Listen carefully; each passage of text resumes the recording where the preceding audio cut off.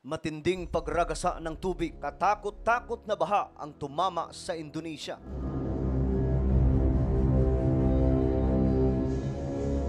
Gumamit na sila ng mga lubid para lamang isalba ang buhay at ang iba naman mga sangkay ay umakyat na sa mga bubong para lamang po maligtas.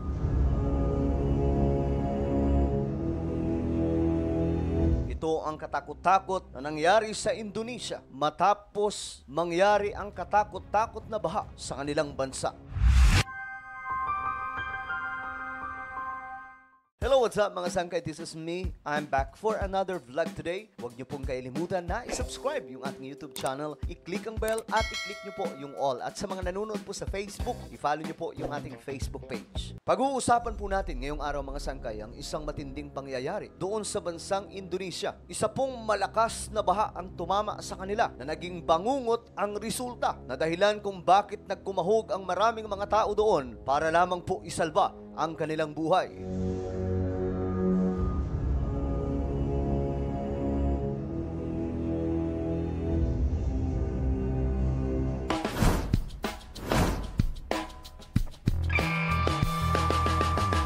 Hindi na po lingid sa ating kaalaman ngayon ang usapin patungkol po sa climate change. Marami po ngayong mga bansa ang nakakaranas mga sangkay ng sabay-sabay na iba't ibang klaseng reaction dulot po nitong abnormal na pagbabago ng panahon. Noong unang panahon mga sangkay, ang climate change ay isang normal na nangyayari sa ating mundo na mayroon pong pagbabago pagdating po sa klima. Subalit noon mga sangkay ay natural na nangyayari lamang bilang bahagi mga sangkay ng pagbabago sa klima ng ating mundo. Subalit ngayon mga sangkay ay ibang-iba na sapagkat ang pagbabago ng klima ay nangyayari dulot po ng pagkasira ng ating kalikasan na ang may gawa lamang po mismo ay ang tao.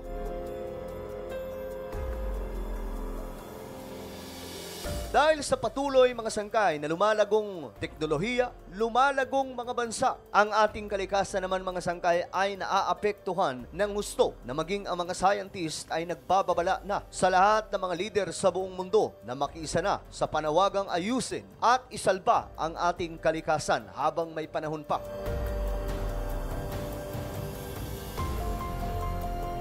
Isa sa may malaking ambag pagdating sa pagkasira ng ating kalikasan ay ang bansang Amerika at ang bansang China. Subalit mga sangkay, ang bansang China ay gumagawa na rin po ngayon ng pamamaraan para mapigilan ang pagkasira sa environment o maging sa ating kagubatan o sa ating kalikasan. Gumagawa po sila ngayon ng mga panibagong hakbang para pumapigilan ang pagkasira sa ating kapaligiran. Kung noon mga sangkay, gumagamit po sila ng mga sasakyan na nangangailangan po ng oil. Ngayon mga sangkay ay inumpisahan na po ng China ang pagbabago para isalba ang kalikasan. Ang sistema na kanilang ginagawa ngayon ay ang hindi na po paggamit ng mga sasakyan na nangangailangan pa ng karga ng oil o gasolina. Kung kaya't mga e-bikes o mga electronic vehicle ang kanilang ginagamit ngayon mga sangkay. At ayon po sa balita, 10 years from now, malaki na po ang magbabago sa bansang China at hindi na daw po sila gagamit ng mga sasakyan na gumagamit pa po ng oil.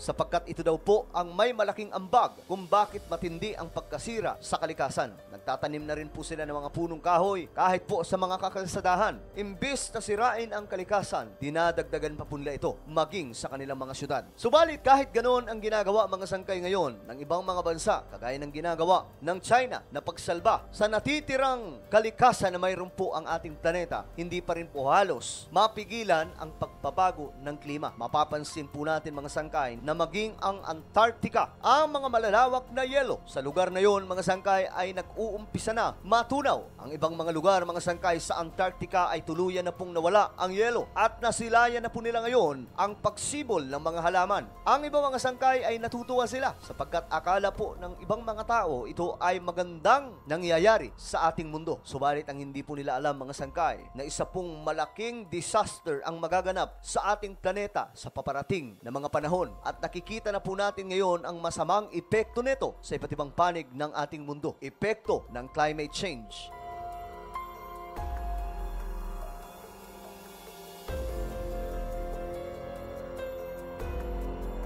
Kagaya na lamang po ng Indonesia, mga sangkay. Ang Indonesia ay tinamaan ng isang napakalaking baha. Ngayon lamang kung saan kinailangan na po ng maraming mga tao doon na magkumahog para lamang po isalba ang kanilang buhay, lalong-lalo na po ang kanilang pamilya.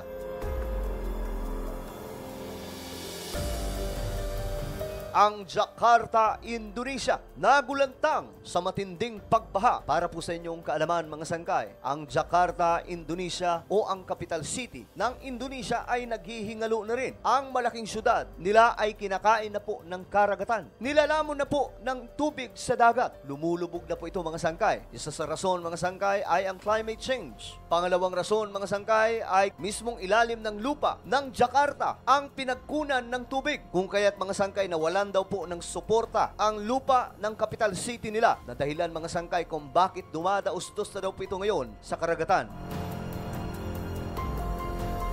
Kung kaya't kaunting pag-ulan lamang, mga sangkay, nakakaranas na po sila ng matinding pagbaha. Kaya naman ang kanilang dating presidente, mga sangkay, na si Widodo, ay nag-decide at gumawa ng isang pambihirang proyekto na ilipat po ang kanilang capital city sa kabilang dako ng kanilang bansa, sa kagubatan po ng Borneo. Inilagay, mga sangkay, o nagsagawa po sila ng isang malaking syudad na hanggang ngayon, mga sangkay, ay ginagawa pa rin po ito. Ito na daw po ang lilipatan ng Jakarta, Indonesia, para po maisalba pa ang maraming mga tao doon.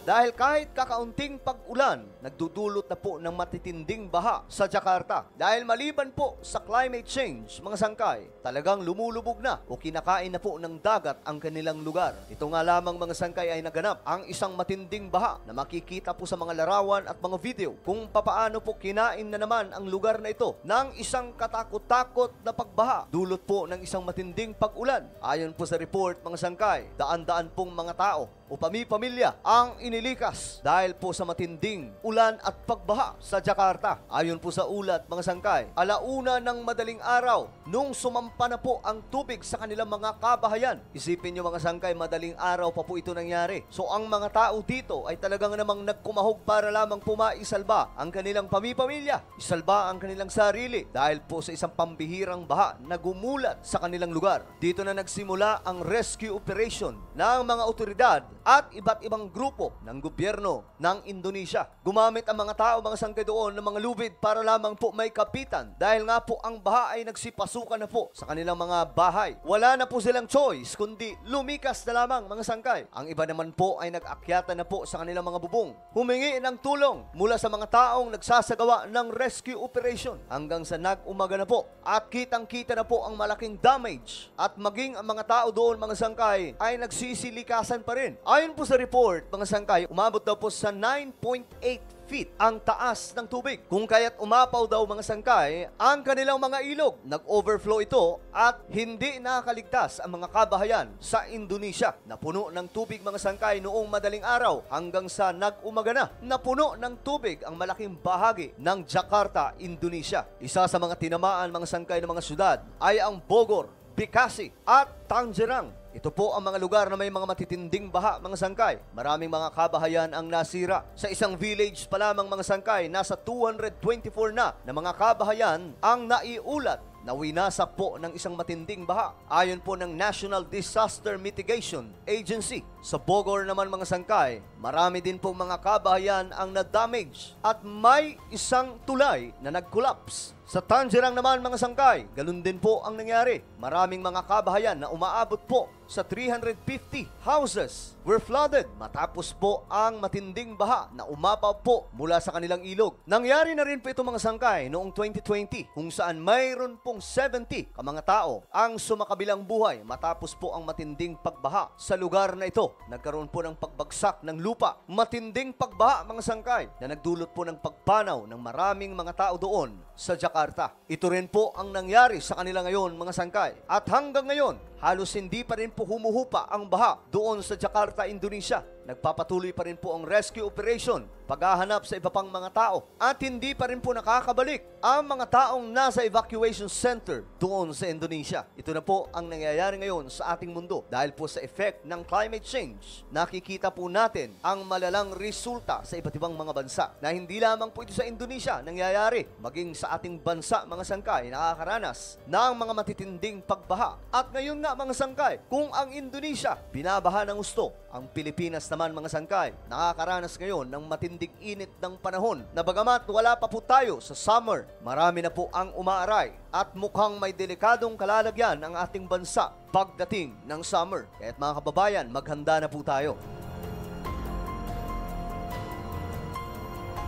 Kung climate change, mga sangkay, ang tawag ng mga scientists sa mga nangyayari ngayon na disaster dulot po ng ating kalikasan sa ating mundo, ang Biblia naman po, mga sangkay, ay nagpapaliwanag na ito po ay bahagi ng mga senyales sa huling mga araw bago po ang pagbabalik ng ating Panginoon. Natitindi nga po, mga sangkay, ang pagragasa ng mga natural disaster na mangyayari sa ating mundo. At itong mga pagbaha at iba't ibang pangklaseng epekto, mga sangkay, dulot ng climate change ay matatawag po natin na bahagi ng propesiya na nakasulat sa Biblia bago po ang pagdating ng ating Panginoong Hesus. Ano po ang inyong opinyon sa atin na pag-usapan ngayon? Huwag niyo pong kailimutan na i-subscribe yung ating YouTube channel.